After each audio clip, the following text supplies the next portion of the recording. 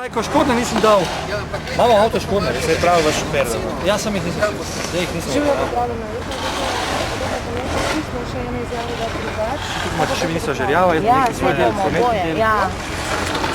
Ja. Dva smo danes kar skupaj na terenu. Okej. Sta usklajena. Ja.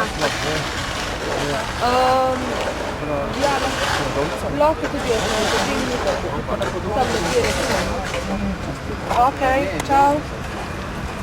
Ok, smo. Ok, we are ready.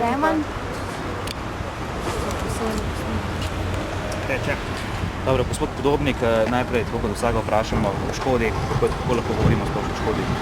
Škoda je velika.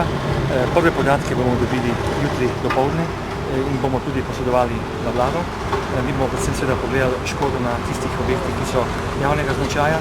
Predvsem je pa seveda tudi veliko škode na privatnih zemljiščih oziroma tudi v privatnih stavbah. Poudariti pa je potrebno, da je tokratno neurje, ki je imelo, kako bi rekel, tak status, da praktično še nikoli ni bil tak pojav registriran, veliko škode tudi na številnih zaselkih, manjših krajih in dokončna škoda v naslednjih dneh še ne bo znala. Bo država pomagala? Država bo pomagala z maksimalno možno mero. Danes je vlada sprejela prvi sklep, jutri gremo naprej. Na našem ministrstvu bomo poskušali dodatno spustiti nekaj denarja, ki je vezan na sanacijo malih plazov, prav tako tudi denar, ki je vezan na sanacijo in vzdrževanje vodotokov.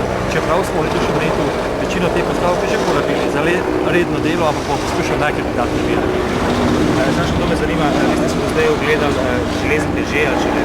Jaz sem se najprej šel prvič v železnike, predtem sem bil v Kroti, bil sem tudi v Bohinju, v Bohinjski Bistrici, ampak seveda prav tukaj v železnikih je pa očitno bilo središče največje te naravne katastrofe.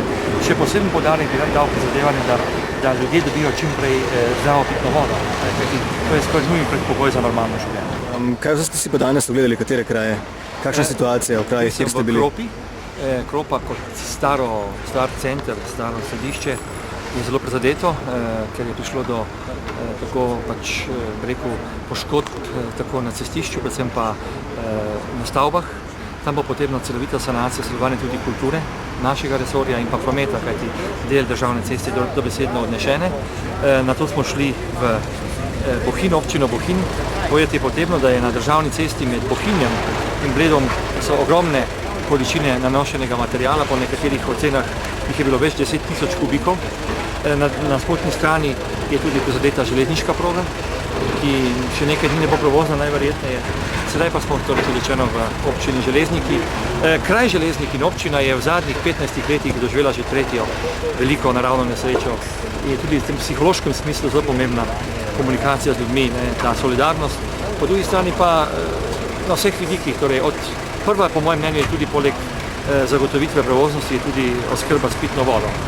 To je ena prvih nalog, na to pa seveda številni mostovi in pa vzpostavitev cestnih povezav s tistimi kraji, ki praktično še nimajo cestnih povezav.